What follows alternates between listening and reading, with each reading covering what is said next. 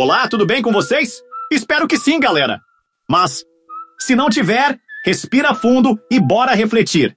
Tá tudo bem? Não tá tudo bem. A vida às vezes é uma cesta suja, cheia de bagunça e segredos, como em Kirli Sepet. Mas sabe o que é lindo? Você é mais forte que qualquer sujeira que aparecer. Cada dia é uma chance de limpar uma peça, reorganizar a casa interior. Então pega aquele pano de chão chamado esperança, joga água de coragem e esfrega com fé. Você não tá sozinho. E o próximo episódio da sua história vai ser épico. Levanta, sacode a poeira e bora brilhar! Hoje, o papo é sobre Kirli Sepet, que em português seria tipo cesta suja. Mas ó, não é sobre lavar louça não. É sobre lavar roupa suja mesmo, daqueles segredos que fedem mais que meia de academia.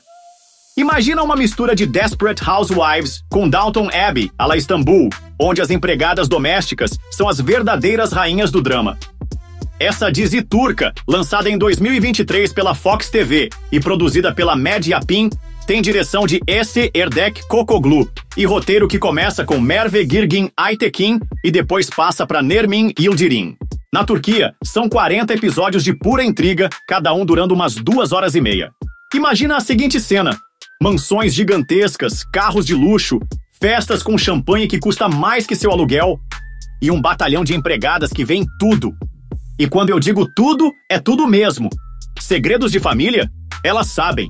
Traições que fariam um novelo de lance desfazer? Elas viram. Crimes que dariam um filme do Hitchcock? Provavelmente elas ouviram atrás da porta. Kirli Sepet é esse thriller dramático que coloca as funcionárias domésticas no centro de um furacão de luxo, poder e podridão moral. A premissa é genial. Quem realmente tem o poder? Aquele que manda ou aquela que obedece? Mas sabe onde todos os corpos estão enterrados? A série é uma dança perigosa entre patrões e empregadas, onde a linha entre serva e cúmplice é mais tênue que fio dental. E não é sobre lavanderia. A menos que a gente esteja falando em lavar roupa suja em público, porque é exatamente disso que se trata.